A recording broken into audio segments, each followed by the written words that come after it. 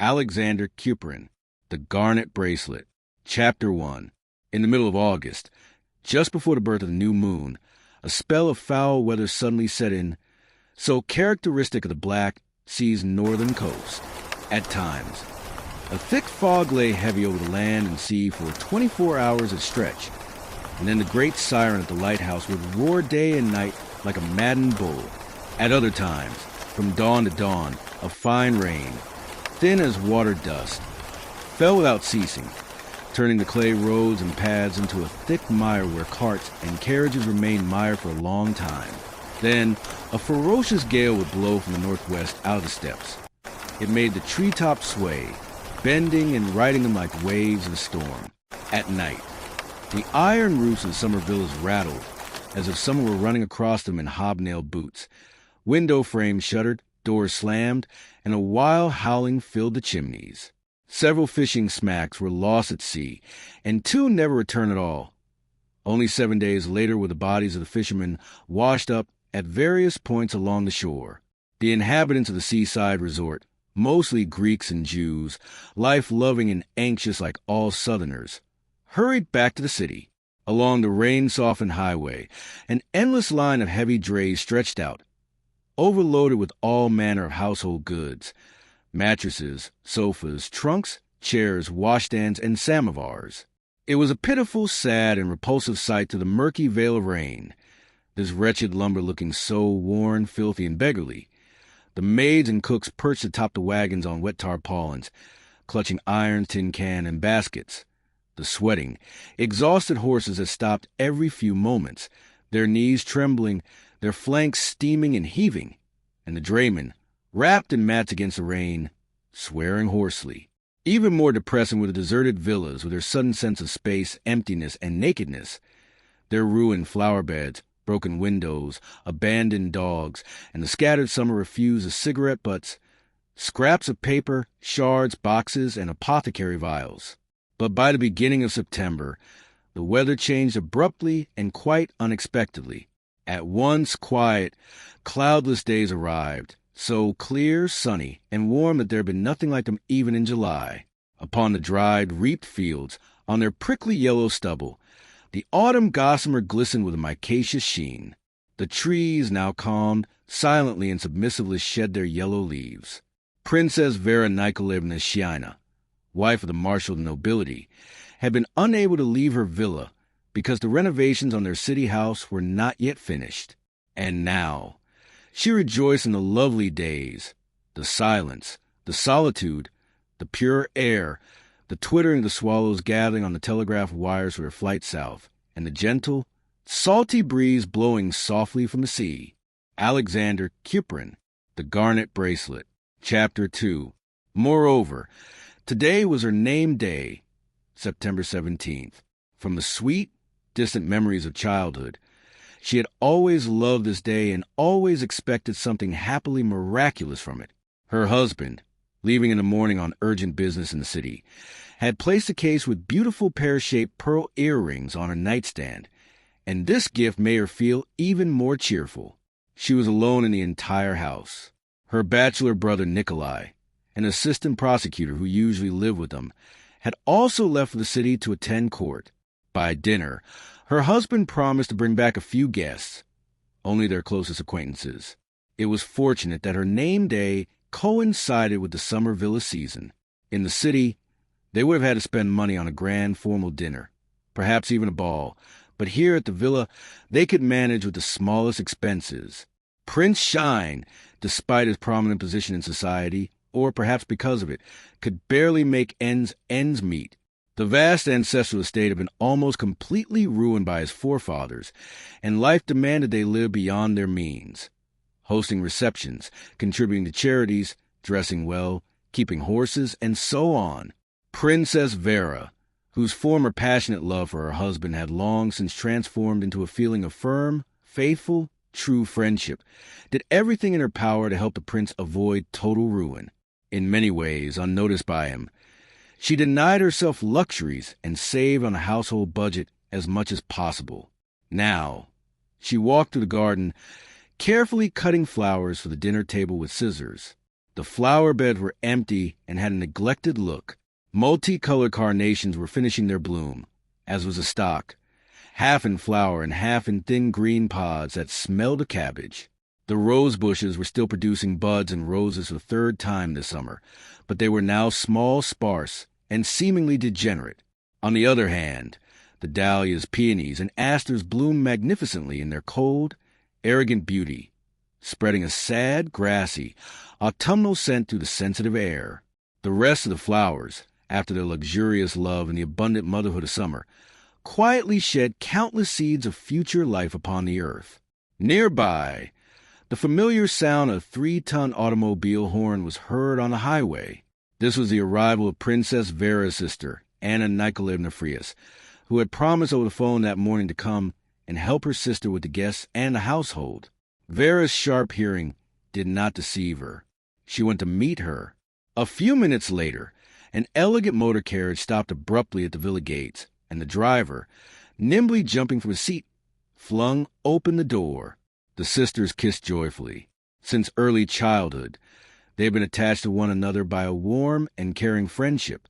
In appearance, they were strangely unlike. The elder, Vera, took after her mother, a beautiful Englishwoman. With her tall, supple figure, her delicate but cold and proud face, her beautiful though rather large hands, and that charming slope of the shoulders seen in old miniatures. The younger, Anna, on the contrary, had inherited the Mongolian blood of her father, a Tatar prince whose grandfather had been baptized only at the beginning of the 19th century. Her father proudly traced their ancient lineage back to Tamerlane himself, or Langtamir, as he called that great blood drinker in the Tatar way. She was half a head shorter than her sister, somewhat broad in the shoulders, lively, light-hearted, and a scoffer. Her face was of a strongly Mongolian type with noticeable cheekbones and narrow eyes, which she squinted due to nearsightedness. There was a haughty expression in her small, sensual mouth, especially in the slightly protruding full lower lip. Yet this face captivated with an elusive and mysterious charm.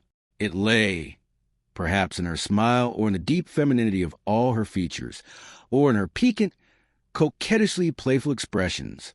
Her graceful plainness excited and attracted the attention of men much more often and more strongly than the aristocratic beauty of her sister. She was married to a very rich and very stupid man who did absolutely nothing, though he held a nominal post at a charitable institution and had the rank of kammerjunker. She could not stand her husband, but had borne him 2 children, a boy and a girl. She decided to have no more, and she had none. As for Vera, she hungrily desired children.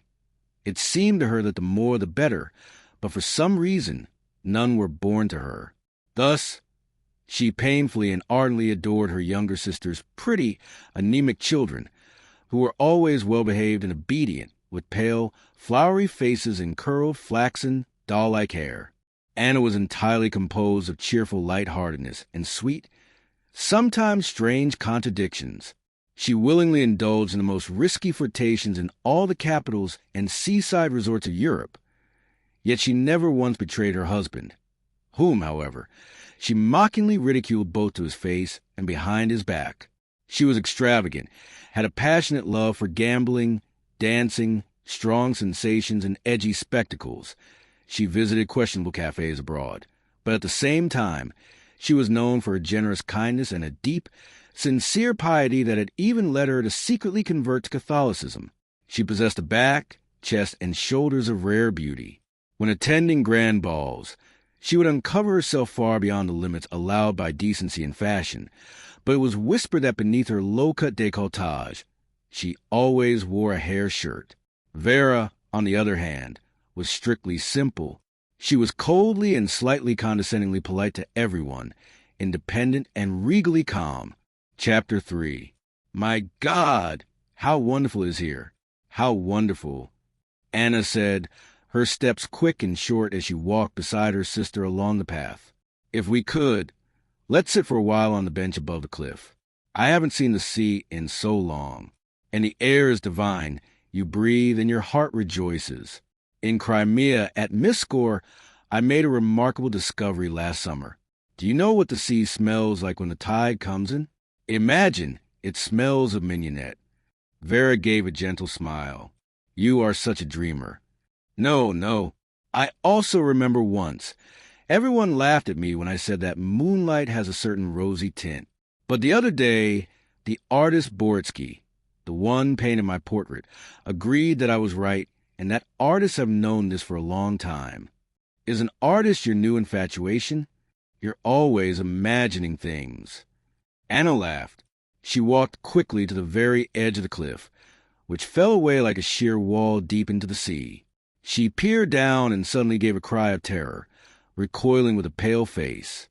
"Oh, how high it is," she said, her voice weak and trembling. "When I look down from such a height, I get this sweet yet sickly tingling in my chest, and my toes ache, and yet it draws me. She moved to lean over the abyss again, but her sister stopped her. "Anna, my dear, for heaven's sake. It makes my own head swim when you do that. Please, sit down." All right, I'm sitting. But just look. What beauty, what joy. One's eyes can never have enough. If only you knew how grateful I am to God for all the wonders He has made for us." Both fell silent for a moment. Deep below them lay the sea. From the bench, the shore was invisible, and thus the sensation of the infinity and majesty of the marine expanse was even greater. The water was gently calm and cheerfully blue, brightening into smooth diagonal streaks where the currents ran, and deepening into a solid dark blue at the horizon. Fishing boats, barely visible to the eye, they seemed so small, slumbered motionless on the water's surface near the shore. And further out, as if suspended in the air without moving, stood a three-masted ship, draped from top to bottom in sleek white sails, rounded by the wind. "I understand you," the elder sister said thoughtfully, "but it's different for me. When I see the sea for the first time after a long interval, it moves me, delights me, and amazes me. It's as if I'm seeing a vast, solemn miracle for the first time. But then, once I get used to it, it begins to weigh on me with its flat emptiness. I get bored looking at it, and I try not to look anymore. It grows tiresome." Anna smiled. "What are you smiling at?" Vera asked. "Last summer," Anna said mischievously, "we took a large party on horseback from Yalta to Yukash. It's past the forestry station, above the waterfall. At first, we were in a cloud. It was very damp and hard to see, and we kept climbing up a steep path through pines. Then, suddenly, the forest ended, and we emerged from fog. Imagine a narrow ledge on a cliff, and beneath our feet, an abyss. The villages below looked no bigger than a matchbox, the forest and gardens like tiny blades of grass. The whole landscape sloped down to the sea like a map, and there beyond the sea, for 50 or 100 versts ahead, I felt as if I were suspended in the air and about to fly. Such beauty, such lightness. I turned back and said to the guide in delight, "Well, is it not beautiful, say I Diogli?" And he just clicked his tongue. Lady, how I am tired of all this. We see it every day. Thank you for the comparison." Vera laughed. "No, I just think that we Northerners can never truly understand the charm of the sea. I love the forest. Do you remember our forest at Yegorovskoy? Can one ever tire of that? The pines, and the mosses, and the toadstools, like red satin embroidered with white beads. Such silence, such coolness. It's all the same to me. I love it all," Anna replied. "But most of all, I love my sister, my sensible Varenka. After all, there are only two of us in the world." She embraced her elder sister and pressed against her, cheek to cheek. Suddenly, she remembered something. "Oh, how silly of me. Here we are, like characters in a novel, sitting and talking about nature, and I completely forgot my gift. Look at this. I'm only afraid, will you like it?" From her handbag, she took a small notebook in a remarkable binding. On old blue velvet, worn and grayed with time, wound a dull gold filigree pattern of rare complexity and beauty, clearly a labor of love by a patient and skillful artist. The book was attached to a gold chain as thin as a thread, and the pages inside had been replaced with ivory tablets. What a beautiful thing. Exquisite, Vera said, kissing her sister. Thank you. Where did you find such a treasure? In a little antique shop. You know my weakness for rummaging through old junk. I stumbled upon this prayer book. Look, do you see how the ornament forms the shape of a cross? To be honest, I only found the binding. I had to invent the rest, the leaves, the clasps, the pencil. But Malinette simply wouldn't understand me, no matter how I explained it. The clasps had to be in the same style as the pattern, matte, old gold, fine carving. But he made God knows what. But the chain is real Venetian, very ancient. Vera gently stroked the beautiful binding. What profound antiquity. How old could this book be? She asked. I'm afraid to say exactly. Approximately the end of the 17th century or the middle of the 18th. How strange, Vera said with a pensive smile. To think I am holding a thing that might have been touched by the hands of Madame de Pompadour or Queen Antoinette herself. But you know, Anna, only you could have the wild idea to turn a prayer book into a lady's carnet. Still, let's go and see how things are progressing. They entered the house through a large stone terrace, enclosed on all sides by dense trellises of Isabella grapes. Abundant black clusters, giving off a faint scent of strawberries, hung heavily amidst the dark greenery, which was gilded here and there by the sun. A green half-light spread across the terrace, making the women's faces turn suddenly pale. Will you have the table set here? Anna asked. Yes, I thought so at first, but the evenings are so cold now. It's better in the dining room. The men can come out here to smoke. Will there be anyone interesting? I don't know yet. I only know that our grandfather will be here. Oh, dear grandfather, what a joy. Anna cried, clapping her hands. I feel as though I haven't seen him for 100 years. Vazya's sister will be here, and I believe Professor Sveshnikov. I was at my wit's end yesterday. Anenka, you know they both love to eat, both grandfather and the professor. But neither here nor in the city can you get anything for any amount of money. Luca found some quail somewhere, ordered them from a hunter he knows, and he's working some kind of magic with them. We got a relatively decent roast beef. Alas, the inevitable roast beef, and very good crayfish. Well, that's not so bad. Don't worry. Besides, between us, you have a bit of a weakness for good food yourself. But there will be something rare as well. This morning a fisherman brought a sea rooster. I saw it myself. Quite a monster, really. Even a bit frightening. Anna, greedily curious about everything, whether it concerned her or not, immediately demanded they bring the sea rooster to show her. Luca, the tall, clean-shaven, sallow-faced chef, arrived carrying a large, oblong white tub, which he held carefully by the handles, fearing he might splash water onto the parquet floor. 12.5 pounds, Your Excellency, he said with that particular pride of a cook. We weighed it just now. The fish was too large for the tub, and lay at the bottom with its tail curled. Its scales shimmered with gold. Its fins were bright red, and from an enormous predatory head, 2 long, pale blue wings, pleated like fans, stretched out to the sides. The sea rooster was still alive, its gills working heavily. The younger sister cautiously touched the fish's head with her little finger. But the rooster suddenly lashed its tail, and Anna pulled her hand back with a shriek. Do not be uneasy, Your Excellency. We shall arrange everything in the best possible way, the chef said, evidently understanding Anna's alarm. A Bulgarian just brought 2 melons. Pineapple melons. They're something like cantaloupes, but the scent is far more fragrant. And I also venture to ask Your Excellency, which sauce would you have served with the rooster? Tartar or Polish, or perhaps simply breadcrumbs and butter? Do as you think best. Go, the princess said. Chapter 4. After 5 o'clock, the guests began to arrive.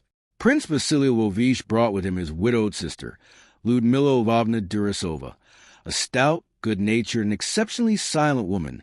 Vasechka, a wealthy young socialite and rake known to the whole city by that familiar nickname, who was a favorite in society for his talent in singing, reciting, and organizing living tableaux and charity bazaars.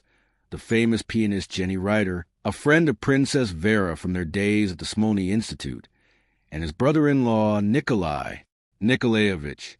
Following them, Anna's husband arrived by car with the stout, clean-shaven, and monstrously huge Professor Sveshnikov and the local vice-governor, von Seck.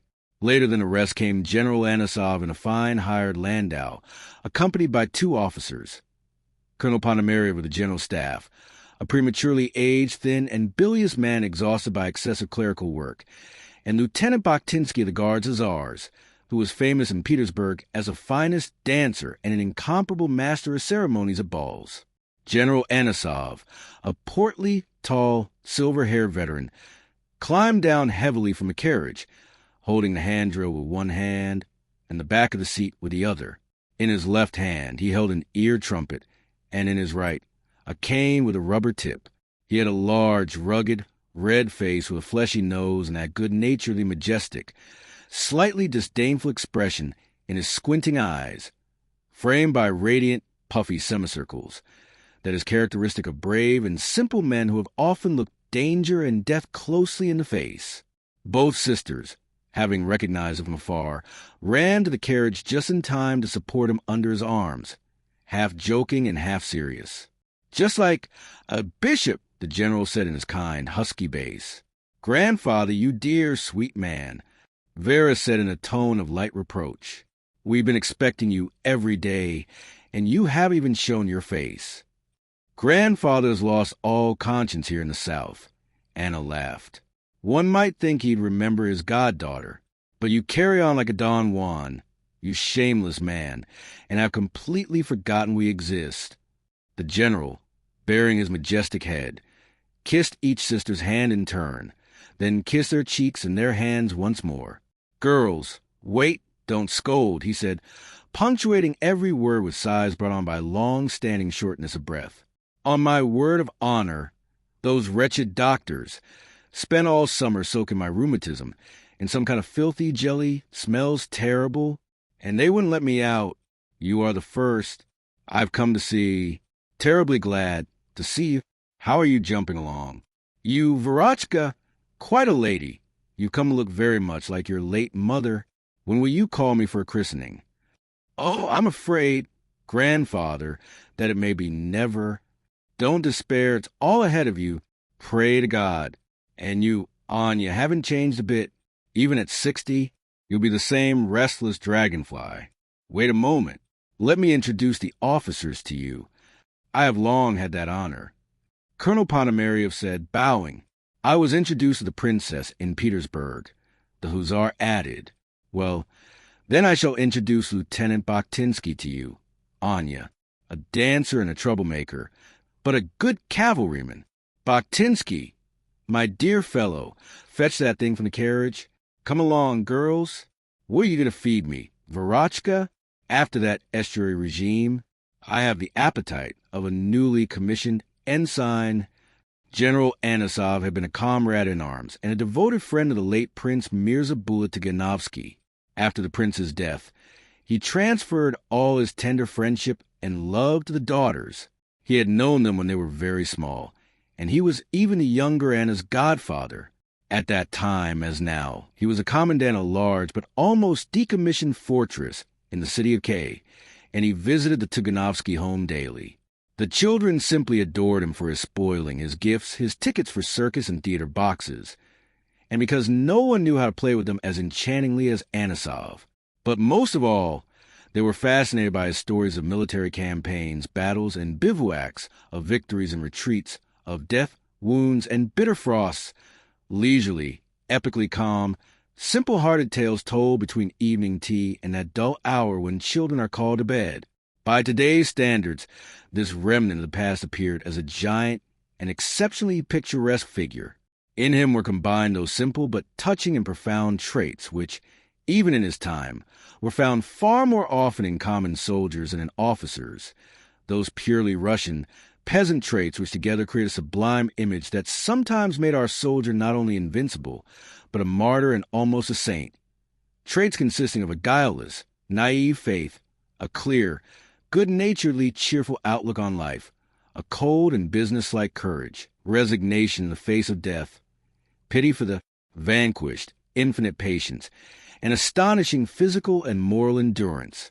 Anisov, beginning with the Polish War, had participated in every campaign except for the Japanese one. He would have gone to that war too without hesitation, but he was not called, and he always held a rule that was great in its modesty. Do not rush toward death until you are summoned. Throughout his entire service, he never once had a soldier flogged, nor did he even strike one during the Polish uprising. He once refused to shoot prisoners, despite a personal order from the regimental commander. A spy I will not only shoot, he said, but if you command it, I will kill him personally. But these are prisoners, and I cannot. And he said this so simply, so respectfully, without a shadow of defiance or posturing, looking the superior straight in the eye with his clear, steady gaze, that instead of being shot himself, he was left in peace. In the War of 1877 to 1879, he rose very quickly to the rank of colonel, despite the fact that he was poorly educated or, as he himself put it, had only graduated from the Bear Academy. He participated in the crossing of the Danube, crossed the Balkans, held his ground at Shipka, and was present at the final attack on Plevna. He was wounded seriously once and lightly 4 times. Furthermore, he suffered severe concussion to the head from a shell fragment. Radetzky and Skobelev knew him personally and treated him with exceptional respect. It was precisely about him that Skobelev once said, "I know an officer who is much braver than I. That is Major Anisov." He returned from the war almost deaf due to the shell fragment, with a bad leg from which 3 toes, frostbitten during the Balkan crossing, had been amputated, and with the cruelest rheumatism contracted at Shipka. After 2 years of peacetime service, they intended to force him into retirement, but Anisov grew stubborn. Here, the regional commander, a living witness to his cold-blooded courage during the Danube crossing, very opportunely aided him with his influence. In Petersburg, it was decided not to grieve the decorated colonel, and he was given a lifelong post as commandant in the city of Kate, a position more honorary than necessary for national defense. In the city, everyone knew him from the small to the great, and they good-naturedly poked fun at his weaknesses, his habits, and his manner of dress. He always walked without a weapon, in an old-fashioned frock coat, in a cap with large brims and a massive straight visor, with a cane in his right hand, an ear trumpet in his left, and invariably accompanied by 2 obese, lazy, wheezing pugs, whose tongues always poked out just a tip, as if bitten. If, during his usual morning walk, he happened to meet acquaintances, passers-by several blocks away would hear the commandant shouting, and his pugs barking in unison right after him. Like many who are deaf, he was a passionate lover of the opera, and sometimes, during some languid duet, his decisive bass would suddenly ring out to the entire theater. He hit that high C cleanly, damn it, just like cracking a nut. A restrained laughter would ripple through the theater, but the general did not even suspect it. In his naivety, he thought he had exchanged a fresh impression with his neighbor in a whisper. By his duties as commandant, he quite often visited the main guardhouse together with his wheezing pugs, where arrested officers rested from the hardships of military service quite comfortably over cards, tea, and anecdotes. He questioned each one attentively. "What is the surname? Who put you here? For how long? For what?" Sometimes, completely unexpectedly, he would praise an officer for a gallant, though illegal, act. Other times, he would begin to scold, shouting so loudly that he could be heard in the street. But having shouted his fill, he would, without any transitions or pauses, inquire where the officer's dinner was brought from and how much he paid for it. It happened that some law sub-lieutenant, sent for a long stay from a backwater, so remote it didn't even have its own guardhouse, would admit that, due to lack of money, he made do with the soldier's kettle. Anisov would immediately order that dinner be brought to the poor fellow from the commandant's house, which was no more than 200 paces from the guardhouse. In the city of K, he grew close to the Tuganovsky family and became attached to the children by such tight bonds that it became a spiritual necessity for him to see them every evening. If it happened that the young ladies went out somewhere where duty delayed the general himself, He truly pined and found no peace in the large rooms of the commandant's house. Every summer, he took a leave of absence and spent a whole month at the Tuganovsky estate, Yegorovskoy, situated 50 versts from K. He transferred all the hidden tenderness of his soul and his need for heartfelt love to these children, especially the girls. He himself had once been married, but so long ago that he had even forgotten it. Even before the war, his wife had run away from him with a traveling actor, charmed by his velvet jacket and lace cuffs. The general sent her a pension until the very day of her death, but he did not allow her back into his house, despite scenes of repentance and tearful letters. They had no children. Chapter 5.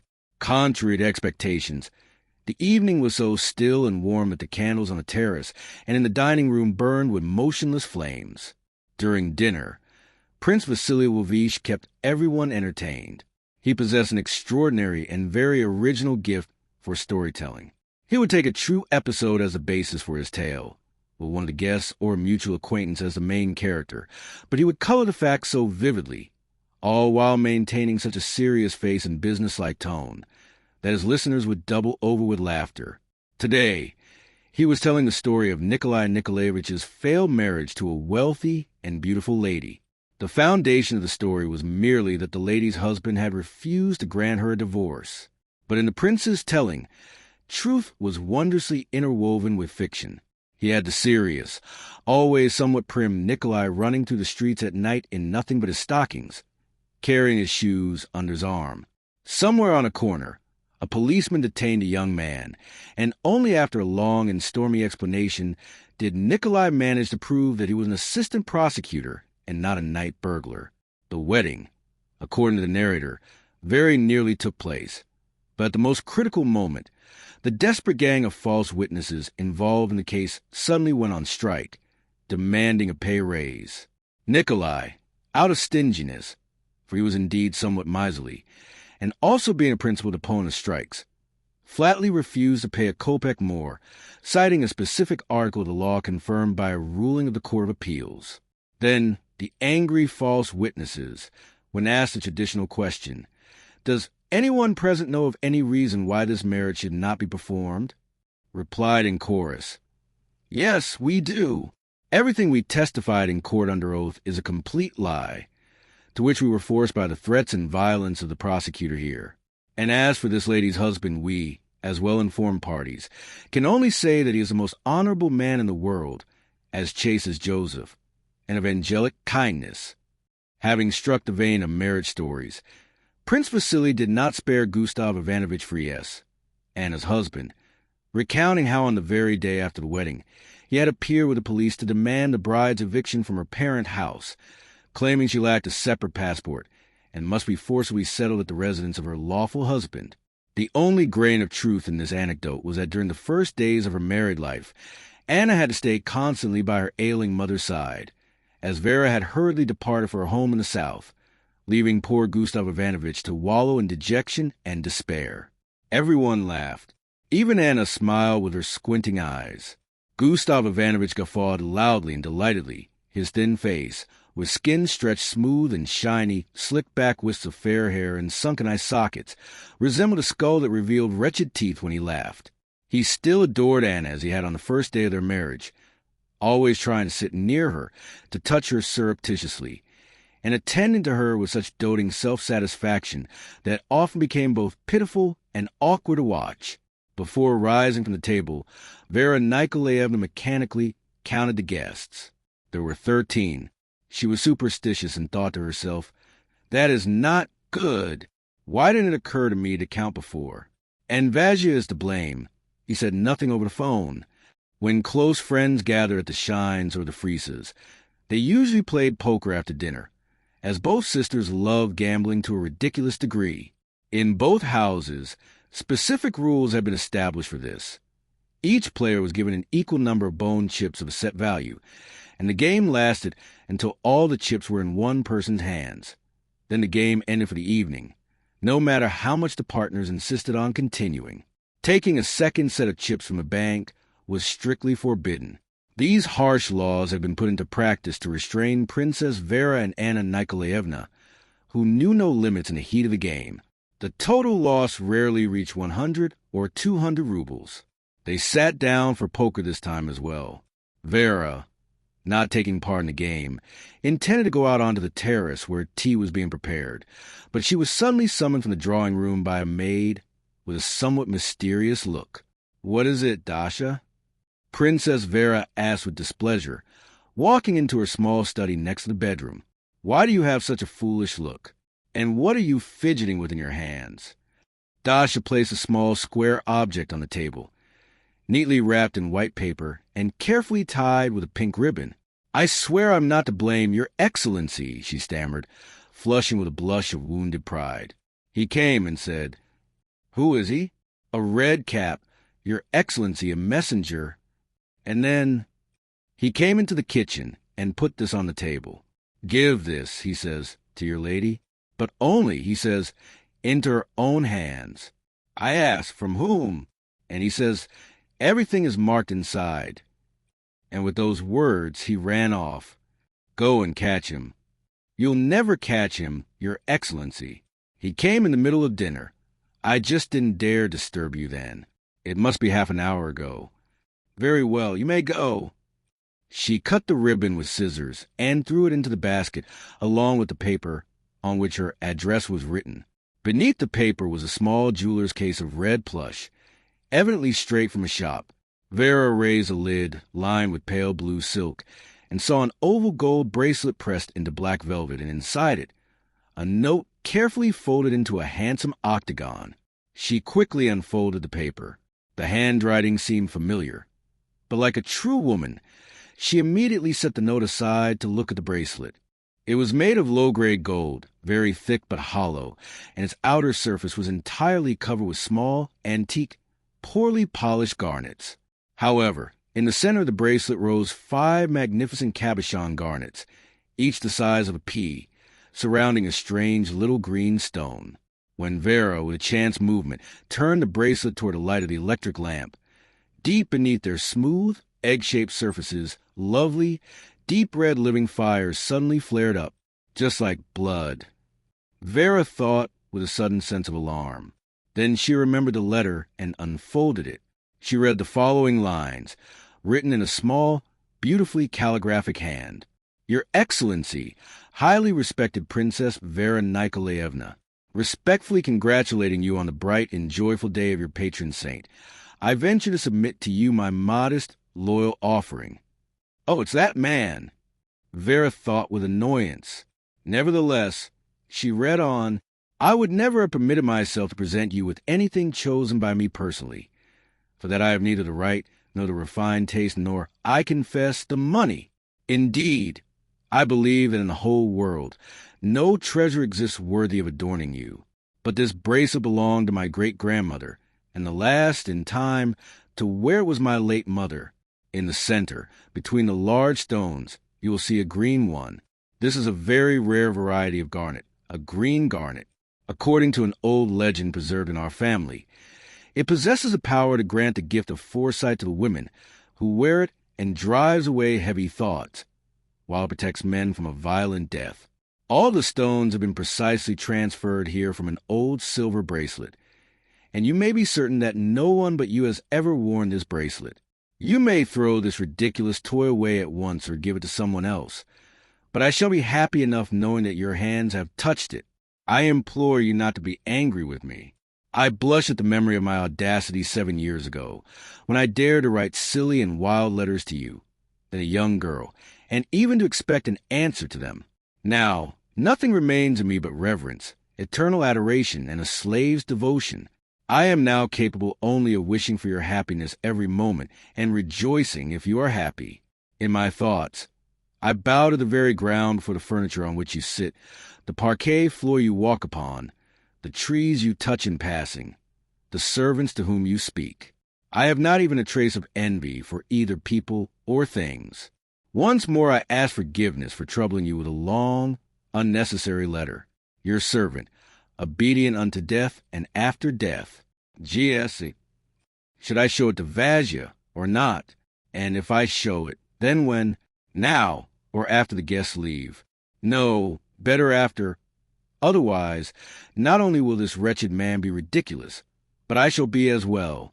So Princess Vera mused, yet she could not tear her eyes away from the 5 crimson, blood-like fires trembling inside the 5 garnets.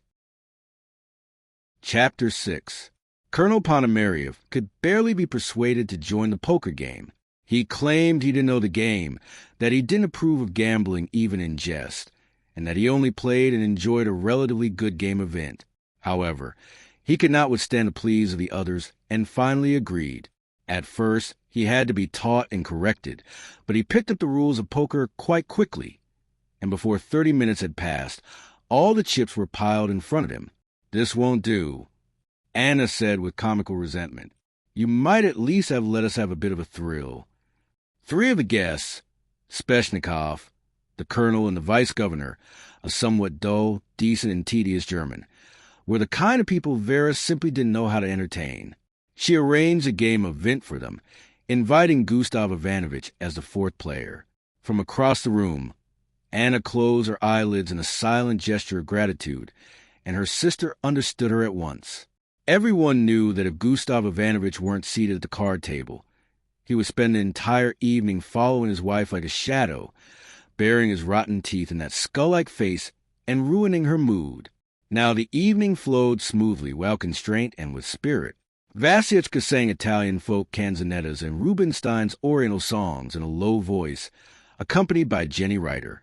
His voice was small, but it had a pleasant timbre and was obedient and true. Jenny Reiter, a very demanding musician, always accompanied him willingly. There were rumors, in fact, that Vasyushka was courting her. In a corner on a couch, Anna was flirting desperately with the hussar.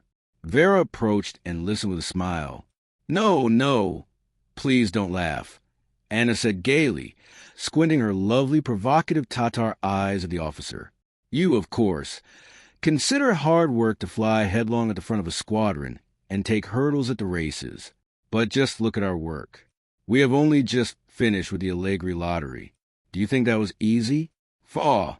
The crowds, the smoke, all those janitors and cabmen, I don't know what they call them, and everyone pestering you with complaints and grievances, and on one's feet the whole day.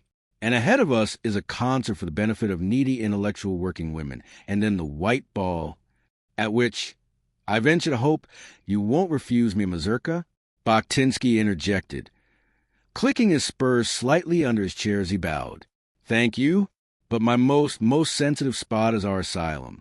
You see, an asylum for delinquent children." "Oh, I quite understand. That must be something very amusing." "Stop it.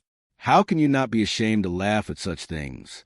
But do you understand our misfortune? We want to shelter these unhappy children, with souls full of hereditary vices and bad examples.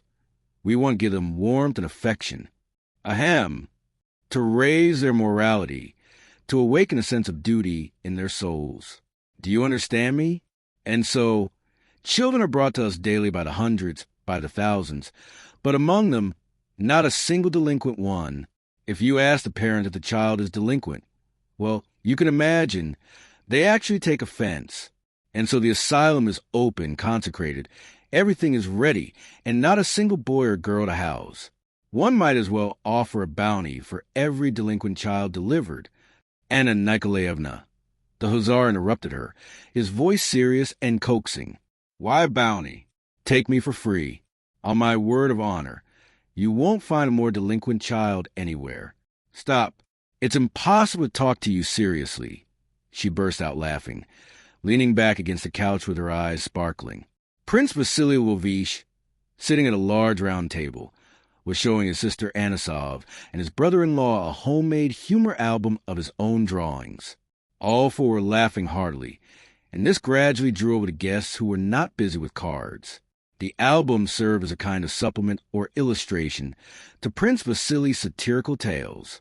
With his unshakable composure, he showed, for example, the history of the amorous adventures of the brave General Anisov in Turkey, Bulgaria, and other lands, the adventures of the dandy Prince Nikolai Boletiganovsky in Monte Carlo, and so on.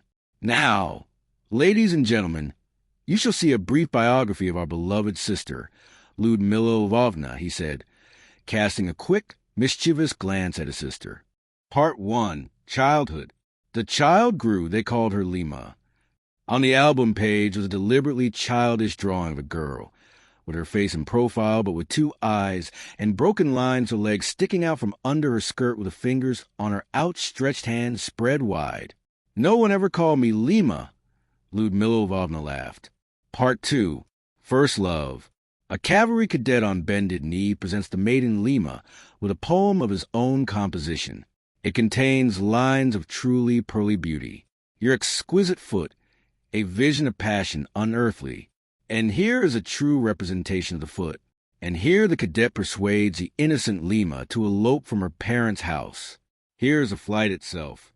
And this, the critical situation. The enraged father catches the fugitives. The cadet cowardly blames the whole disaster on the gentle Lima. You spent an extra hour there powdering, and now the terrible pursuit is upon us. Deal with it as you wish, while I run into the bushes. After the story of the maiden Lima came a new tale, Princess Vera and the lovesick telegraph clerk. This touching poem is thus far illustrated only in pen and colored pencils. Vasily Lvovich explained seriously. The text is still in preparation. This is something new, Anisov remarked. I haven't seen this yet. The very latest edition. Fresh news from the book market. Vera touched his shoulder softly. It's better not to, she said. But Vasily Lvovich either didn't hear her words or attached no real importance to them. The beginning dates back to prehistoric times. One fine May day, a maiden named Vera receives a letter by post with kissing doves on the letterhead. Here is the letter, and here are the doves. The letter contains a passionate declaration of love, written in defiance of all the rules of spelling. It begins thus. Exquisite blonde, you who a stormy sea of flame seething in my breast. Your gaze, like a venomous serpent, has sunk into my tormented soul, and so forth. At the end, a modest signature.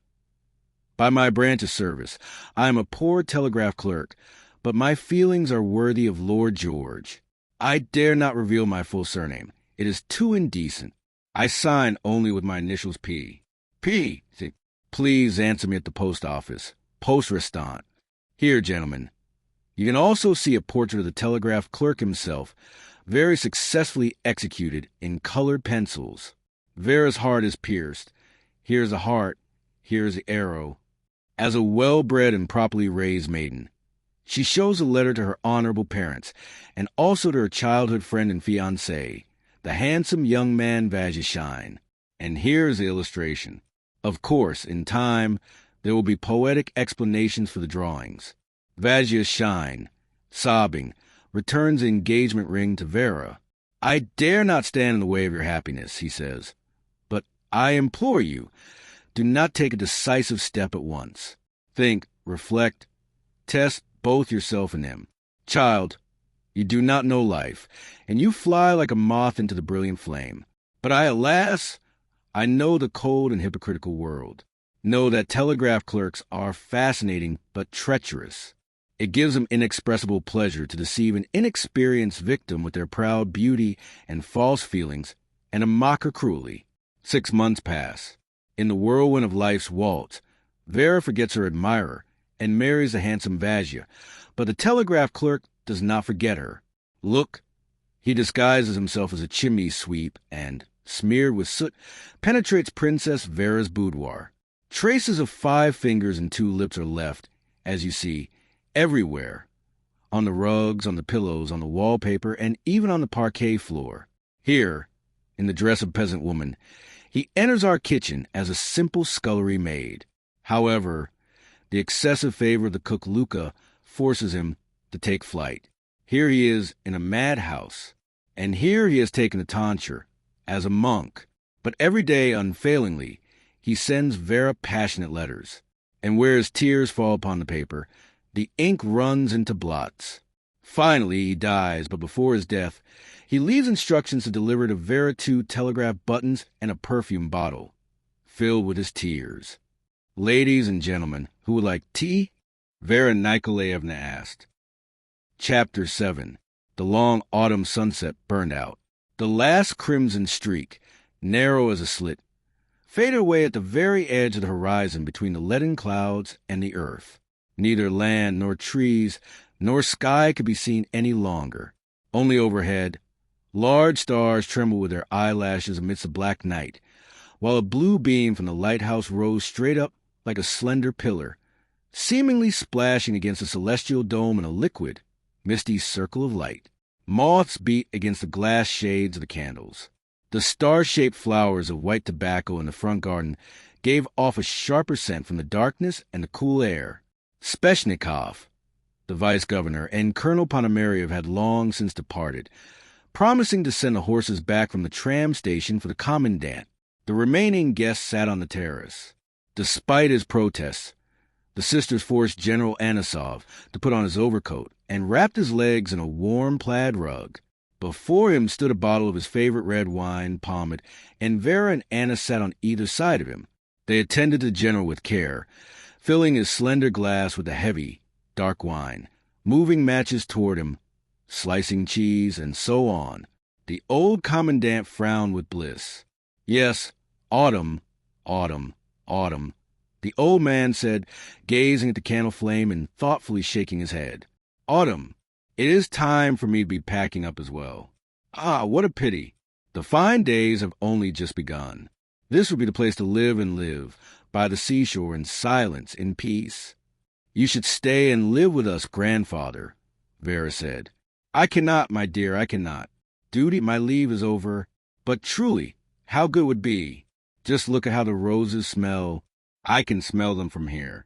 Yet in the heat of summer, not a single flower had a scent, except for the white acacia, and even that smelled like candy.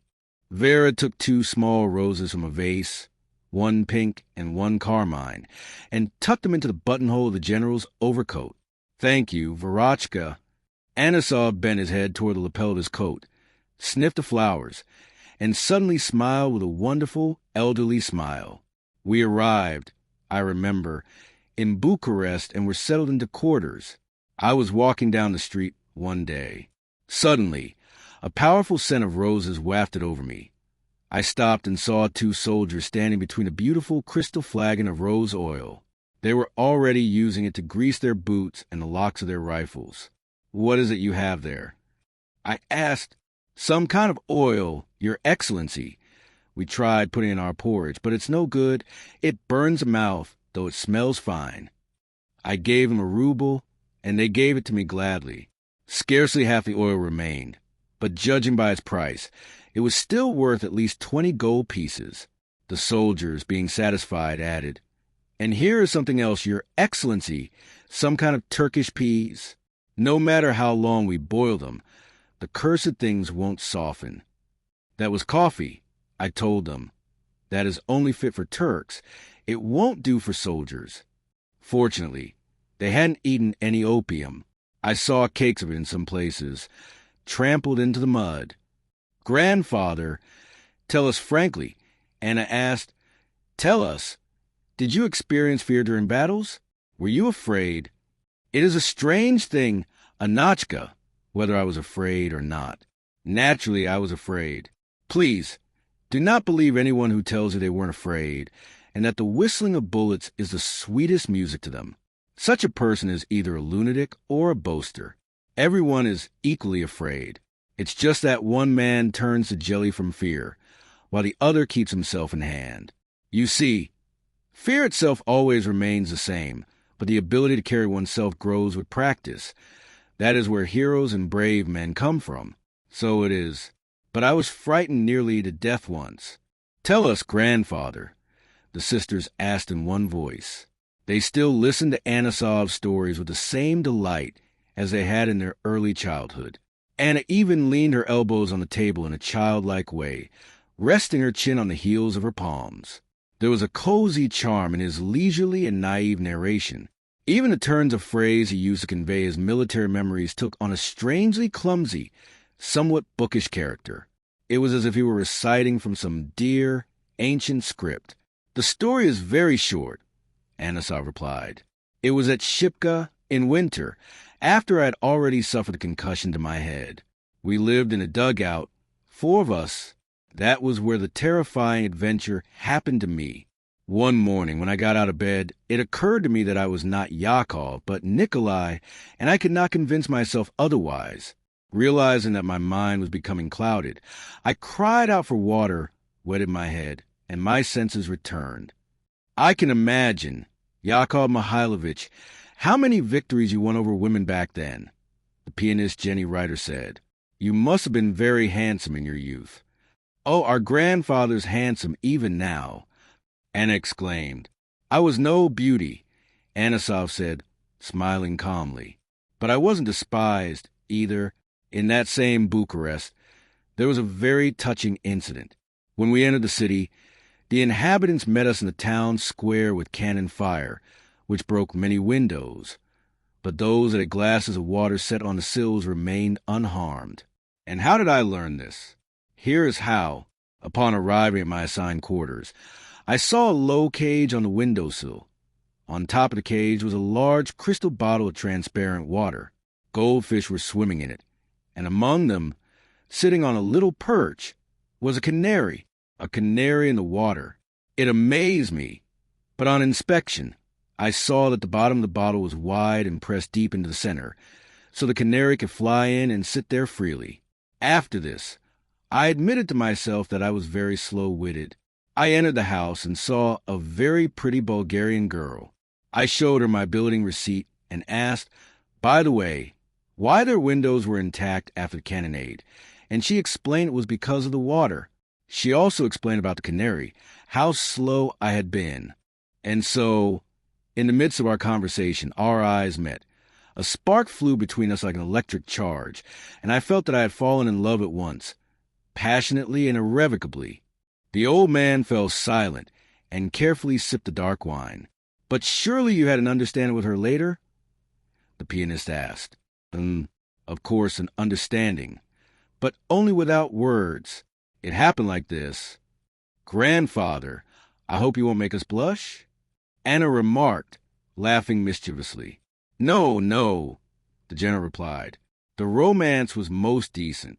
You see, everywhere we stayed for our quarters, the townspeople had their own local customs and additions.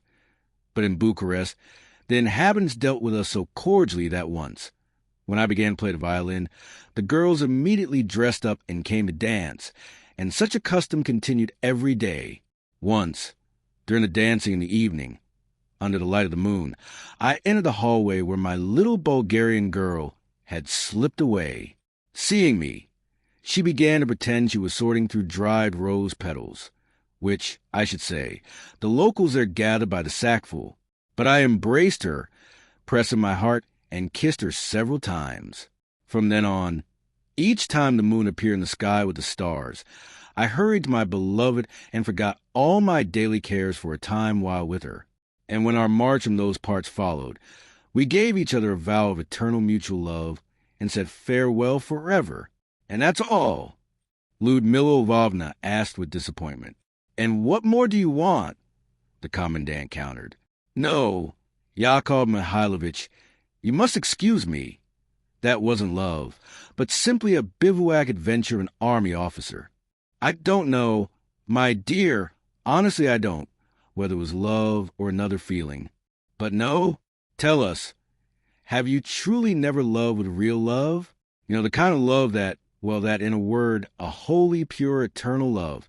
Unearthly, have you really never loved?" "Truly, I cannot answer you." The old man hesitated, rising from his chair. "I suppose I haven't loved. At first, there was never any time.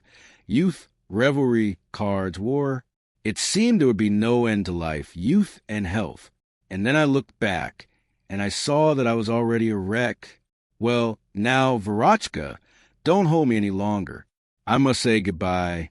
"Huzzar!" he said, turning to Bakhtinsky. "The night is warm. Let's walk to meet our carriage." "I'll go with you too, grandfather," Vera said. "And I," Anna added. Before leaving, Vera went to her husband and said to him softly, "Go and look. There in my desk, in the small drawer, lies a red case, and in it a letter. Read it." Chapter 8. Anna and Bakhtinsky walked ahead. while about 20 paces behind them followed the commandant, arm in arm with Vera. The night was so black that in the first few minutes, until their eyes grew accustomed to the darkness after the light, they had to find the path with their feet by touch. Anisov, who despite his years had retained remarkable eyesight, had to assist his companion. From time to time he affectionately patted Vera's hand, which rested lightly on the crook of his sleeve, with his large, cold hand. "That Lyudmila Lvovna is a funny one." The general suddenly spoke up, as if continuing a train of thought aloud. "How many times in my life have I observed this? As soon as a lady hits nearly 50, especially if she is a widow or an old maid, she feels drawn to hover around someone else's love. Either she spies, gloats, and gossips, or she butts into arrange another's happiness, or she pours out verbal gum Arabic about sublime love. But what I want to say is that people in our time have forgotten how to love. I don't see any real love, and I didn't see it in my time either." "Oh, how can you say that, grandfather?" Vera gently countered, pressing his arm slightly. "Why slander everyone? You were married yourself, after all, so you must have loved, surely." "It means absolutely nothing, dear Verotchka. Do you know how I got married? I saw a fresh young girl sitting near me. She'd breathe, and her chest would just heave under her blouse. She'd lower her eyelashes, long, long ones, and suddenly flush all over. And the skin on her cheeks was tender, her neck so white and innocent, and her hands soft and warm. Ah, the devil! And there were Papa and Mama hovering around, listening behind doors, looking at you with such sad, dog-like, devoted eyes. And when you'd leave, quick little kisses behind the door. At tea, her foot would touch yours under the table, as if by accident. And there you go. Dear Nikita Antnik, I have come to ask for your daughter's hand. Believe me, she is a holy creature." And Papa's eyes are already wet, and he's lunging to kiss you. "My dear boy, I suspected it long ago. Well, God bless you. Only see that you cherish this treasure." And then, 3 months later, the holy treasure is walking around in a tattered robe, slippers on bare feet, her thin hair uncombed and in curlers, bickering with the orderlies like a cook, and acting coquettish with young officers, lisping, shrieking, and rolling her eyes. For some reason, she calls her husband Jacques in public, you know, through the nose, with a drawl languidly. Jacques, a spendthrift, an actress, a slob, and greedy. And her eyes were always so very, very deceitful. Now it's all gone, settled, and shaken down. In my heart, I'm even grateful to that little actor. Thank God there were no children. Did you forgive them, grandfather? Forgive isn't the right word, Verotchka. At first, I was like a madman. If I had seen them then, I certainly would have killed them both. But then, little by little, it faded, and nothing remained but contempt. And it's just as well. God spared me from unnecessary bloodshed. And besides, I escaped the common fate of most husbands. What would I have been if not for that foul incident? A pack camel, a shameful cuckold, a harborer, a milch cow, a screen, some kind of necessary household object. No, everything is for the best. Verotchka. No. Grandfather, forgive me, but it is the old hurt speaking in you, and you are projecting your own unhappy experience onto all of humanity. Take Vazia and me, for instance. Can our marriage be called unhappy? Anisov remained silent for quite a while. Then he drawled reluctantly. Well, all right, let's say an exception. But in the majority of cases, why do people marry? Take a woman. It's shameful to remain a maiden, especially when her friends have already married. It's hard to be an extra mouth to feed in the family. The desire to be a mistress, the head of a house, a lady, independent. Added to that the need, the purely physical need, for motherhood, and to begin building her own nest. And a man has other motives. First, weariness of bachelor life, of the mess in his rooms, of tavern dinners, of filth, cigarette butts, torn and mismatched laundry, of debts, of unceremonious comrades, and so on and so forth. Second, He feels that living as a family is more advantageous, healthier, and more economical. Third, he thinks, once the children come, I shall die, but a part of me will still remain in the world, a kind of illusion of immortality. Fourth, the temptation of innocence, as in my case. Besides, there are sometimes thoughts of a dowry. But where is the love? Love that is selfless, self-sacrificing, not seeking reward, the kind of which it is said, strong as death? You see, the kind of love for which performing any feat, giving one's life, or undergoing torment is not a hardship at all, but pure joy. Wait. Vera, you want to tell me about your Vajja again? Truly, I love him. He's a good lad. Who knows? Perhaps the future will show his love in a light of great beauty. But you must understand the kind of love I am talking about. Love must be a tragedy. The greatest mystery in the world.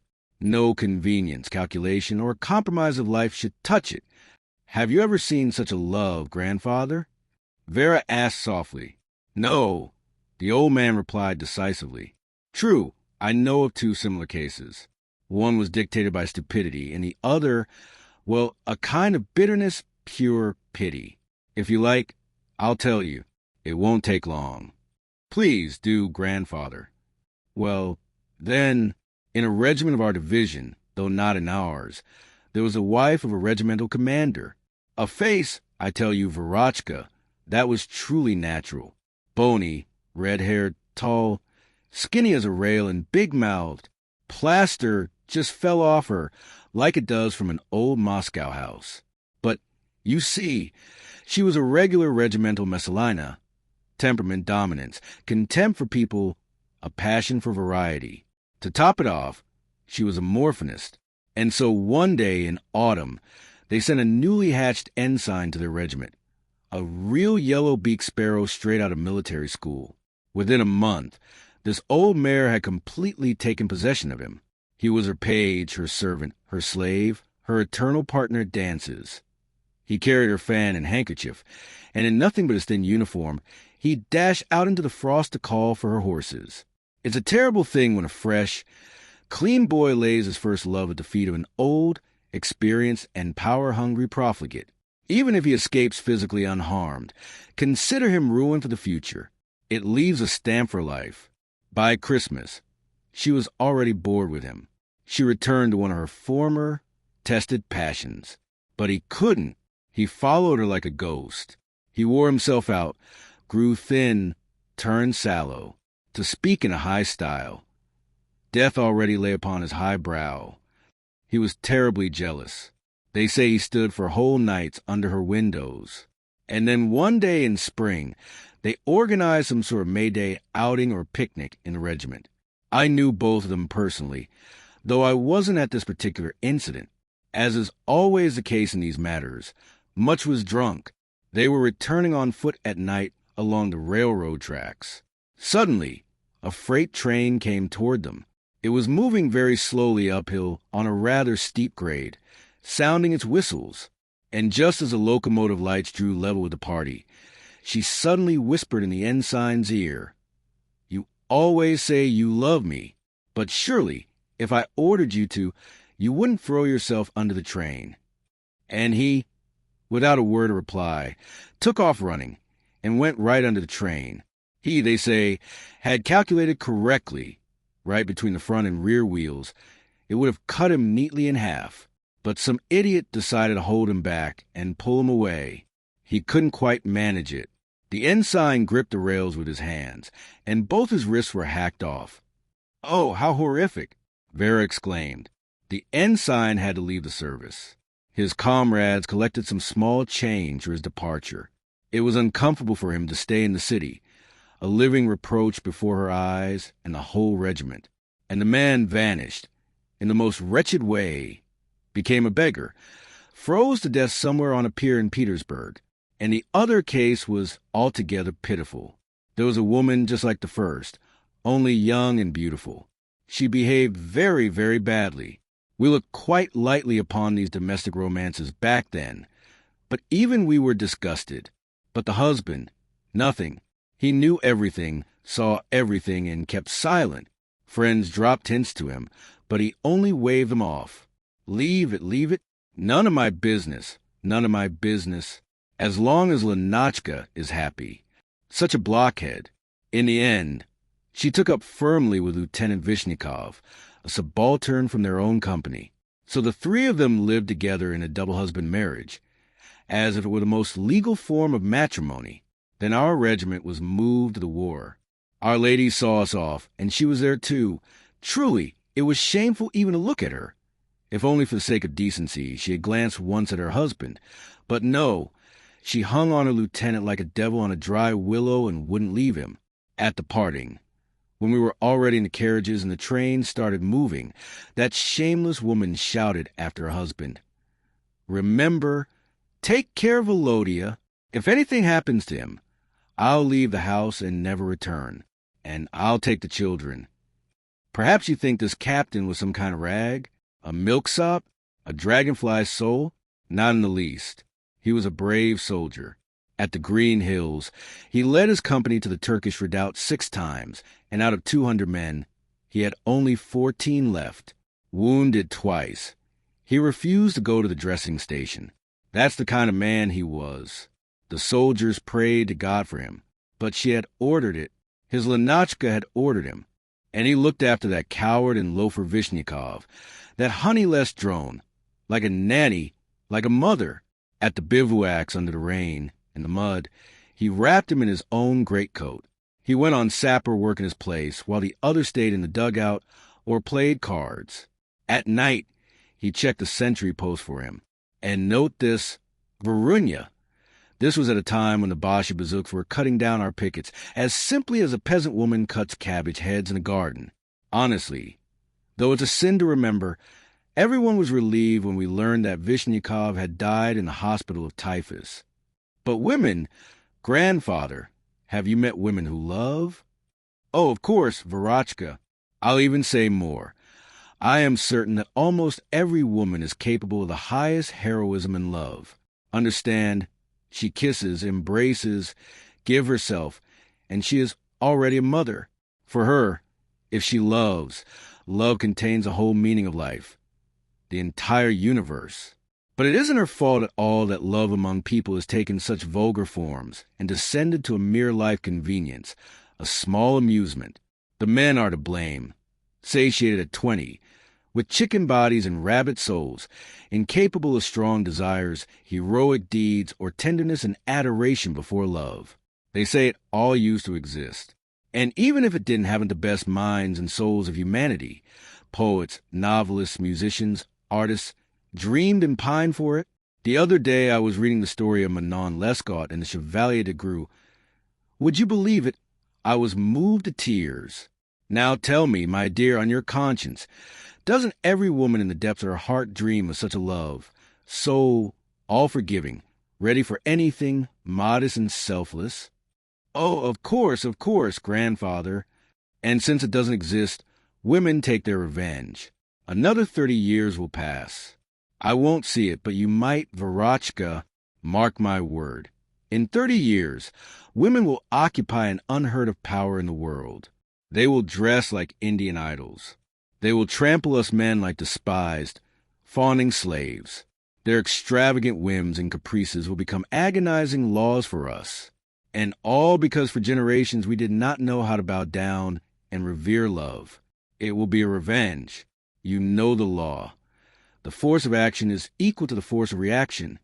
After a short silence, he suddenly asked, "Tell me, Verochka, if it's not too much trouble, what is this story about the telegraph clerk Prince Vasily was telling today? What is the truth and what is fiction in his usual way? Are you really interested, grandfather?" As you wish, Vera. If for any reason it is unpleasant." "Not at all. I'll gladly tell you." And she told the commandant in full detail about a madman who had begun to pursue her with his love 2 years before her marriage. She had never seen him and did not know his surname. He only wrote to her and signed his letters G.S. Once he let slip that he served in some government office as a minor clerk. He mentioned nothing about a telegraph. Clearly, he followed her constantly, because in his letters he indicated exactly where she had been in the evenings, in what company, and how she was dressed. At first, his letters were vulgar and curiously passionate, though entirely chaste. But once Vera, in writing, "Don't let this slip to our people," grandfather, none of them know, asked him not to trouble her further with his amorous outpourings. Since then he had fallen silent about love and began to write only occasionally, at Easter, on New Year's, and on her name day. Princess Vera also told him about today's package, and even recounted almost word for word the strange letter from her mysterious admirer. "Yes," the general drawled at last. "Perhaps it's simply an abnormal fellow, a maniac, but who knows? Perhaps your life's path, Verotchka, was crossed by exactly that kind of love that women dream of and men are no longer capable of. Wait a moment. See the lights moving ahead? That must be my carriage." At the same time, the loud roar of a car was heard from behind, and the road, rutted by wheels, shone with white acetylene light. Gustav Ivanovich drove up. "Anatchka, I've picked up your things." "Get in," he said. "Your Excellency, won't you allow me to give you a lift?" "No, thank you, my dear fellow," the general replied. "I don't like that machine. It only shakes and stinks, and there's no joy in it. Well, goodbye, Verotchka. I'll come and visit often now," he said, kissing Vera's forehead and hands. Everyone said their farewells. Friess drove Vera Nikolaevna to the gates of her dacha and, quickly turning in a circle, disappeared into the darkness with his roaring and puffing automobile. Chapter 9. Princess Vera ascended to the terrace and entered the house with a sense of unease. Even from a distance, she could hear her brother Nikolai's loud voice and see his tall, gaunt figure pacing rapidly from corner to corner. Vasily Lvovich was sitting at the card table, his large, close-cropped blonde head bent low as he drew on the green baize with a piece of chalk. "I have insisted on it for a long time," Nikolai said irritably, making a gesture with his right hand, as if throwing an invisible weight to the ground. "I have insisted for a long time that these idiotic letters be stopped. Even before Vera married you, I maintained that you and Vera were amusing yourselves with them like children, seeing only the humor in them. And here is Vera herself. We are speaking just now, Verotchka, with Vasily Lvovich about that madman of yours, about your Pete. I find this correspondence audacious and vulgar." There was no correspondence at all. Shine stopped him coldly. He was the only one who wrote. Vera blushed at these words and sat on the sofa in the shadow of a large fan palm. "I apologize for the expression," Nikolai Nikolaevich said, again casting an invisible heavy object from his chest to the ground.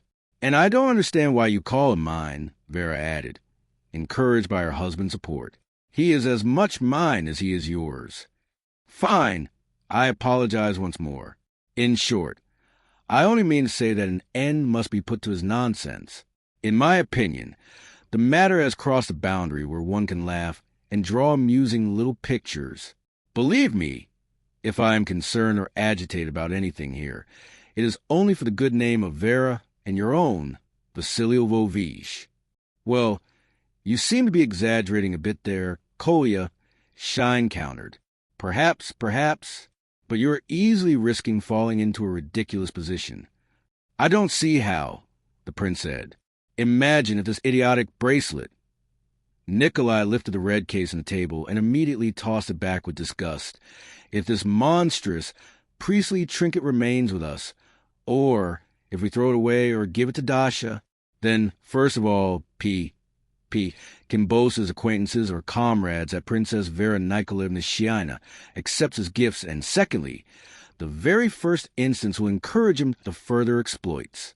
Tomorrow he'll send a diamond ring, the day after a pearl necklace, and then, before you know it, he'll be in the prisoner's dock for embezzlement or forgery, and the prince's shine will be called as witnesses.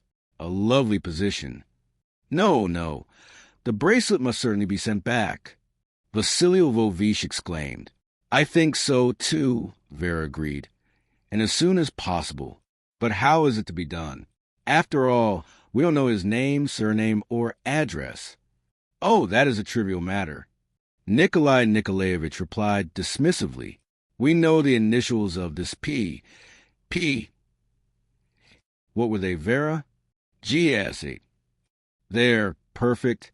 Furthermore, we know that he is employed somewhere. That is entirely sufficient.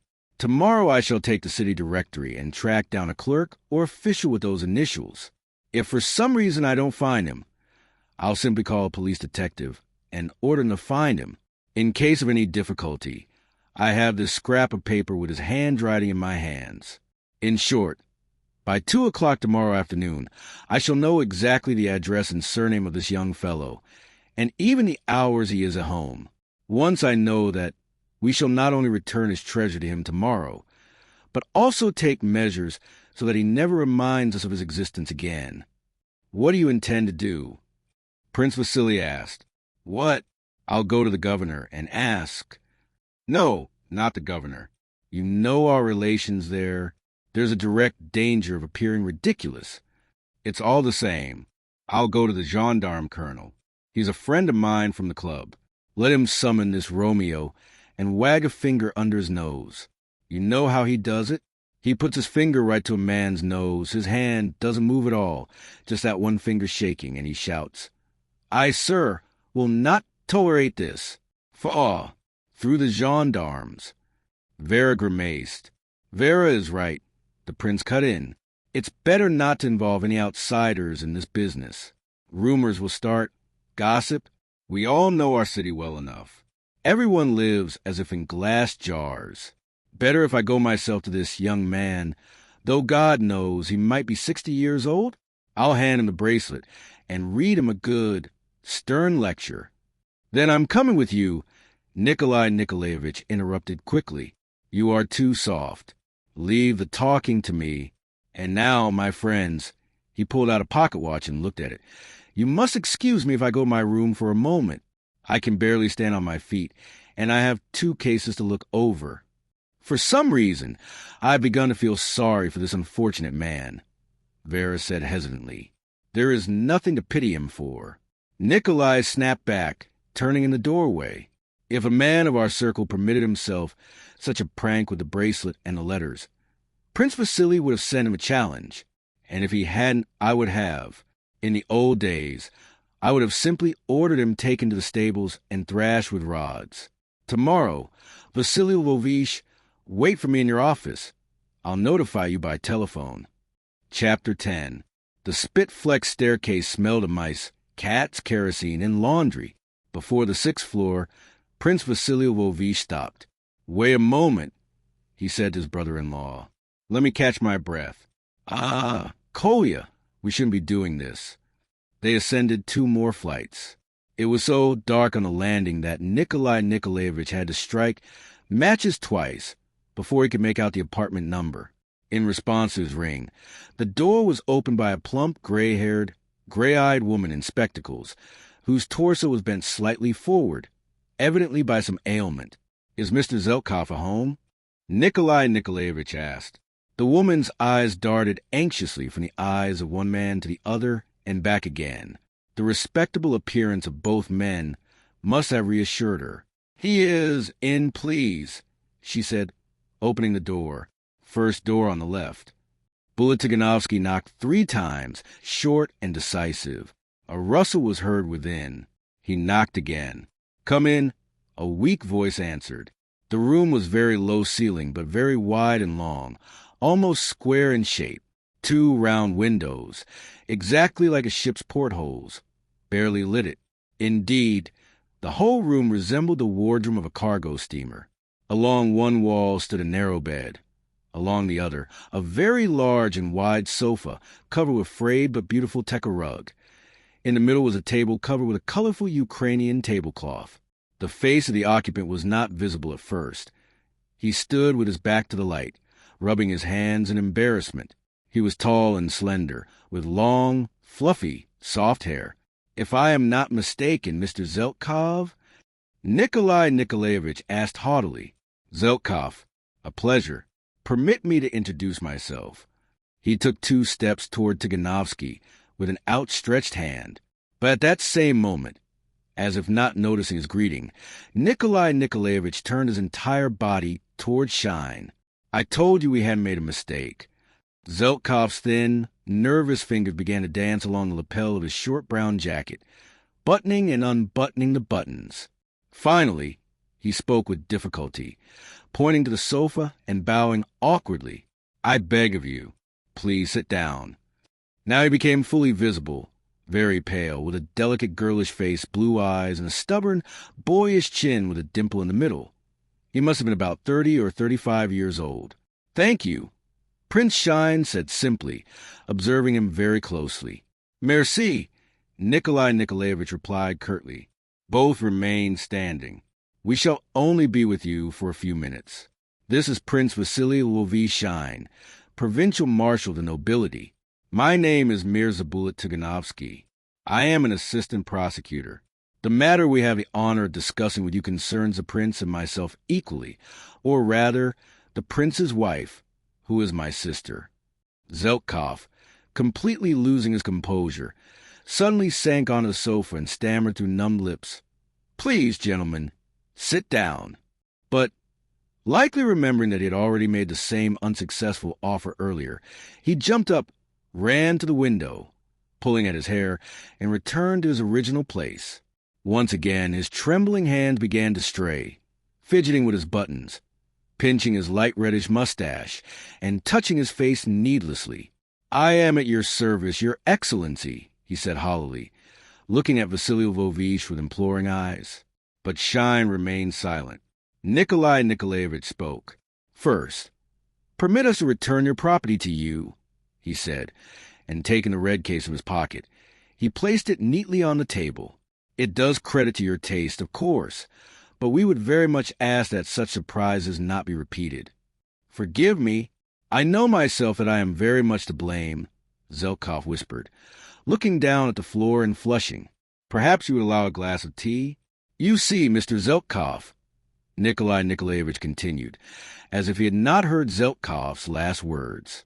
I am very glad to find in you a decent man, a gentleman capable of understanding a hint. And I think we shall come to an agreement at once. For, if I am not mistaken, you've been pursuing Princess Vera Nikolaevna for about 7 or 8 years now. Yes, Zheltkov replied softly, lowering his eyelashes reverently. And until now we have taken no measures against you, although, you must agree, it was not only possible but even necessary to do so, was it not? Yes. But by your latest action, specifically the sending of this very garnet bracelet, you have crossed those boundaries where our patience ends. Do you understand? It ends. I will not hide from you that our first thought was to seek the aid of the authorities, but we did not do so, and I am very glad we didn't, because, I repeat, I immediately recognized a man of honor in you. Forgive me. What did you say? Zheltkov asked suddenly, listening intently, and he laughed. You want to go to the authorities? Is that exactly what you said? He put his hands in his pockets, sat comfortably in the corner of the sofa, took out a cigarette case and matches, and lit up. So, you said you wanted to resort to the help of the authorities? You will excuse me, Prince, for sitting? He addressed Sheina. Well then, what else? The prince pulled a chair to the table and sat down, without looking away. He gazed with bewilderment and a hungry, serious curiosity at the face of the strange man. You see, my dear fellow, that measure is always open to us, Nikolai Nikolaevich continued with a slight insolence. Intruding into another's family. Pardon me, I must interrupt you. No, pardon me, now I shall interrupt you, the prosecutor almost shouted. As you wish. Speak. I am listening. But I have a few words for Prince Vasily Lvovich. And, paying no more attention to Tuganovsky, he said, The most difficult moment of my life has arrived, and I must, Prince, speak with you outside of all conventions. Will you hear me out? I am listening, Sheina said. Oh, Kolya! Do be quiet, he said impatiently, noticing Tuganovsky's angry gesture. Speak. For several seconds Zheltkov caught the air with his mouth, as if suffocating, and then suddenly the words tumbled out as if over a cliff. He spoke with his jaws only. His lips were white and did not move, like those of a dead man. It is hard to pronounce such a phrase as that I love your wife. But 7 years of hopeless and polite love give me the right to it. I agree that at the beginning, when Vera Nikolaevna was still a young lady, I wrote her foolish letters and even expected an answer to them. I agree that my latest act, the sending of the bracelet, was an even greater folly. But here I am looking you straight in the eye, and I feel that you will understand me. I know that I am unable ever to stop loving her. Tell me, Prince, suppose this is unpleasant for you. Tell me, what would you do to break this feeling? Send me away to another city, as Nikolai Nikolaevich said. Even there I will love Vera Nikolaevna just as much as I do here. Throw me in prison, but even there I will find a way to let her know of my existence. Only one thing remains, death. If you wish, I shall accept it in whatever form you like. Instead of business, we are lapsing into some kind of melodrama, Nikolai Nikolaevich said, putting on his hat. The question is very brief. You are off for one of two things. Either you completely cease your pursuit of Princess Vera Nikolaevna, or, if you do not agree to this, we shall take measures permitted to us by our position, connections, and so on. But Zheltkov did not even look at him, though he heard his words. He turned to Prince Vasilievich and asked, "Will you permit me to withdraw for 10 minutes? I will not hide from you that I am going to speak on the telephone with Princess Vera Nikolaevna. I assure you that everything it is possible to convey to you, I shall convey." "Go," Sheina said. When Vasilievich and Tuganovsky were left alone, Nikolai Nikolaevich immediately turned on his brother-in-law. "This is impossible," he shouted, making a gesture as if throwing an invisible object to the ground from his chest. "This is positively impossible. I warned you that I would take the business side of the conversation upon myself, but you grew soft and allowed him to go on about his feelings. I would have finished it in 2 words. Wait," Prince Vasilievich said. "Everything will be explained in a moment. The main thing is that I see his face, and I feel that this man is incapable of intentional deception or lying. And truly, think about it, Kolya, is he to blame for his love? And is it possible to control a feeling like love, a feeling that has yet to find its interpreter?" After a pause, the prince added, "I feel sorry for this man. And it isn't just pity. I feel that I am witnessing some immense tragedy of the soul, and I cannot play the fool here. That is pure decadence," Nikolai Nikolaevich remarked.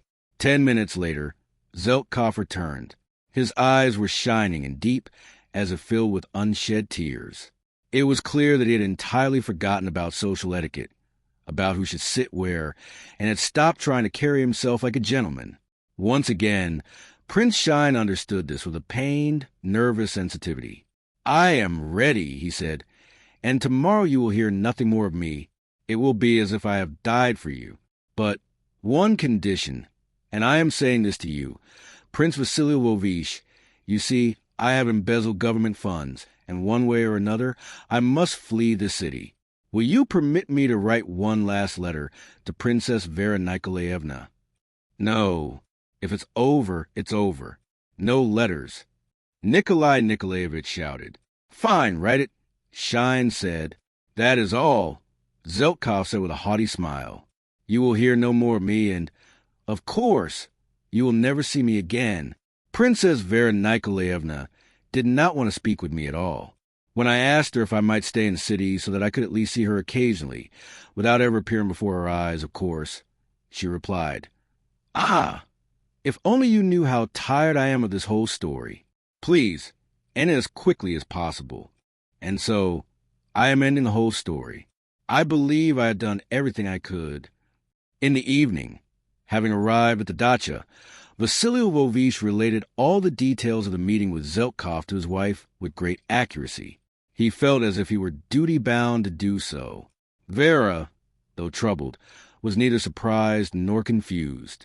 That night, when her husband came to her in bed, she suddenly said to him, turning toward the wall, "Leave me be.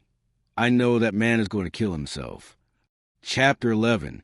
Princess Vera Nikolaevna never read the newspapers because, firstly, They stain her hands, and secondly, she could never make sense of the language used by writers nowadays.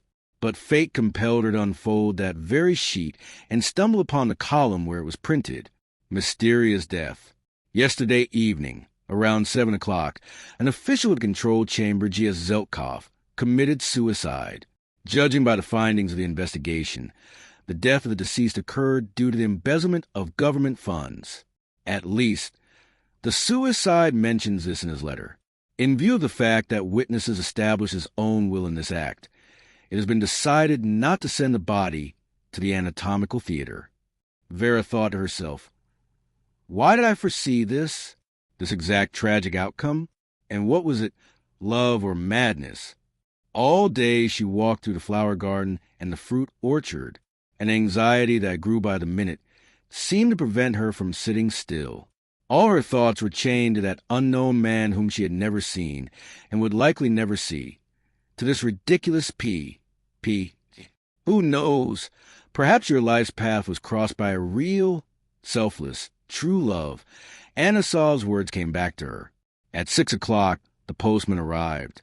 This time Vera Nikolaevna recognized Zheltkov's handwriting and, with a tenderness she did not expect in herself, opened the letter. Zheltkov wrote, "It is not my fault, Vera Nikolaevna, that God was pleased to send me, as a vast happiness, a love for you.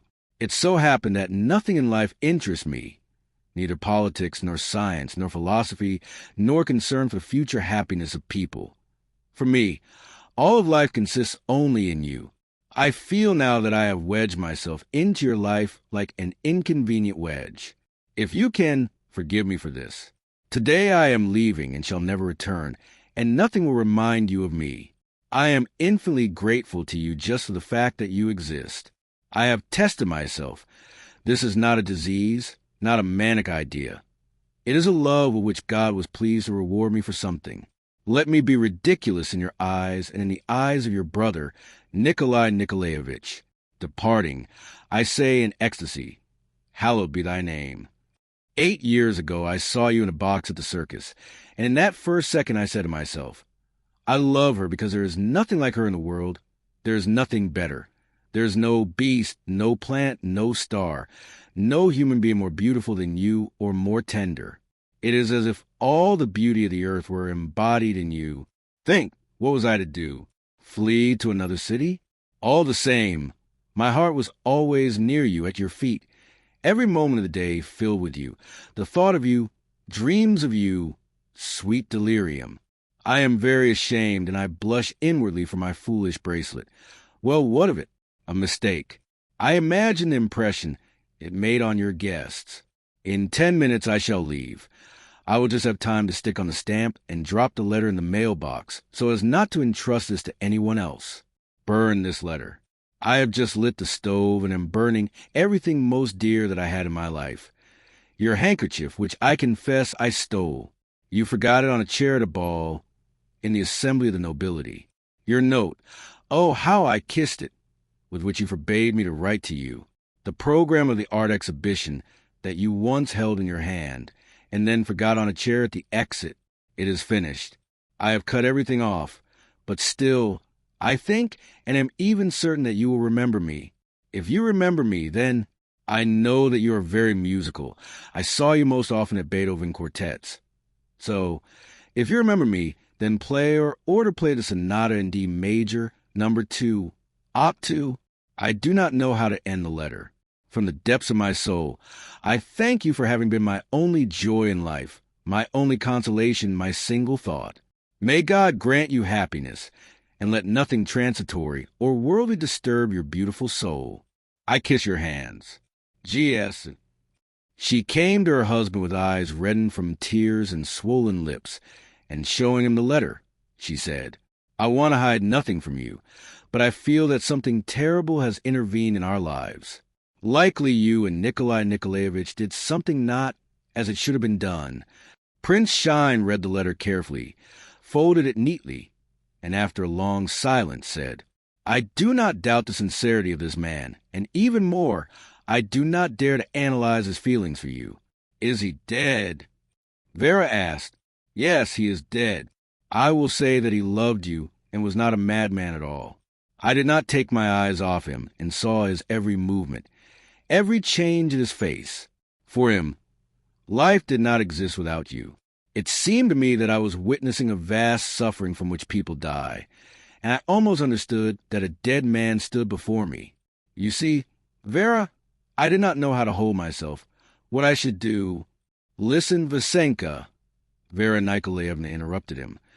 Would it be painful for you if I went to the city to look at him? No, no. Vera, please, I beg you. I would go myself. But Nikolai spoiled the whole matter for me. I'm afraid I would feel constrained. Chapter 12. Vera Nikolaevna left her carriage 2 streets away from Lutheran Street. She found Zheltkov's apartment without much difficulty.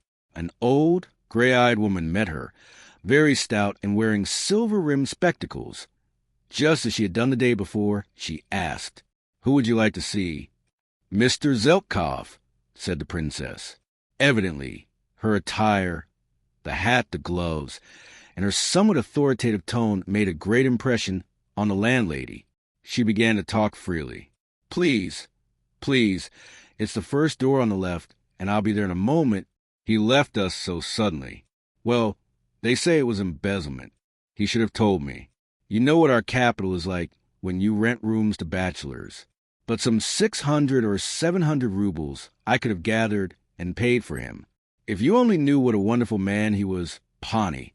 For 8 years I kept him as a lodger, and he seemed to me not a tenant at all, but like my own son.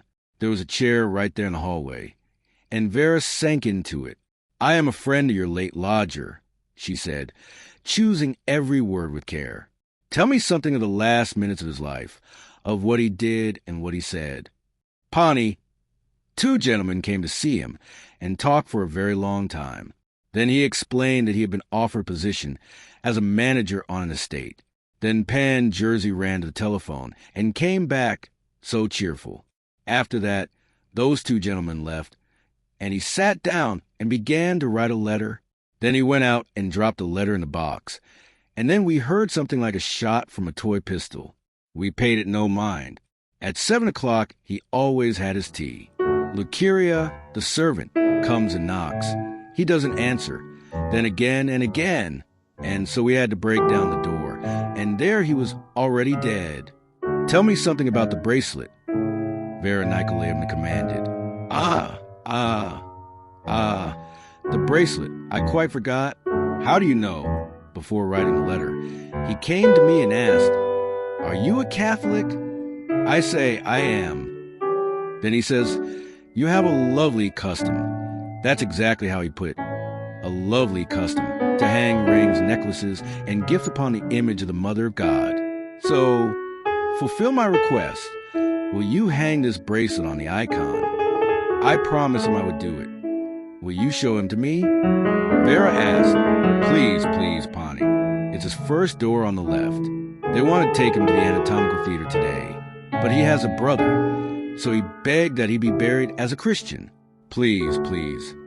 Vera gathered her strength and opened the door. The room smelled of incense, and 3 wax candles were burning. Zheltkov lay on a table diagonally across the room. His head rested very low, as if someone had deliberately tucked a small, soft pillow under the corpse, to whom it no longer mattered. A profound solemnity was in his closed eyes, and his lips smiled blissfully and serenely, as if before parting life he had learned some deep and sweet secret that resolved his entire human existence. She remembered that she had seen the same peaceful expression on the masks of the great sufferers, Pushkin and Napoleon. "If you wish, Pani, I shall leave?" the old woman asked, and there was something exceedingly intimate in her tone. "Yes, I will call you later," Vera said, and immediately took a large red rose from the small side pocket of her jacket. She lifted the head of the corpse slightly with her left hand and placed the flower under his neck with her right. In that second, she realized that the love every woman dreams of had passed her by. She recalled General Anisov's words about an eternal, exclusive love, almost prophetic words. And, parting the hair on the dead man's forehead, she pressed his temples firmly with her hands and kissed him on the cold, damp brow with a long, friendly kiss.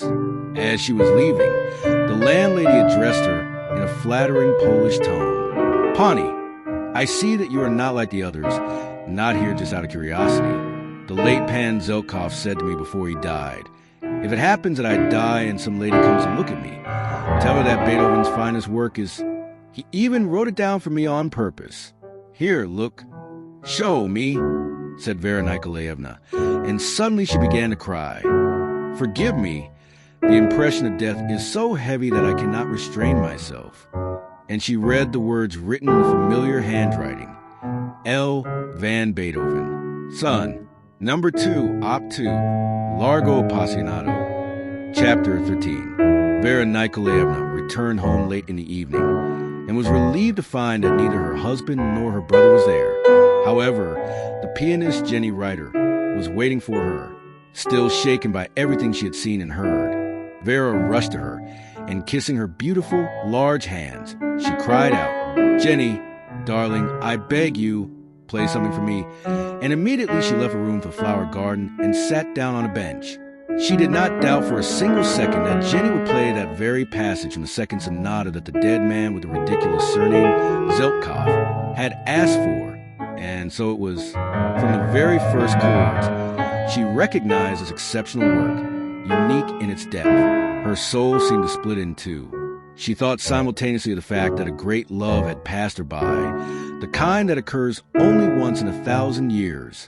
She remembered General Anisov's words and asked herself, why had this man compelled her to listen to this particular piece by Beethoven, and even against her will? And words began to form in her mind. They aligned so perfectly in her thoughts with the music that they were like verses ending with the words, "Hallowed be thy name. Now, in tender sounds, I shall show you a life that submissively and joyfully condemned itself to torment, suffering, and death. I knew no complaint, no reproach, no pain of pride. Before you I am but a single prayer, hallowed be thy name.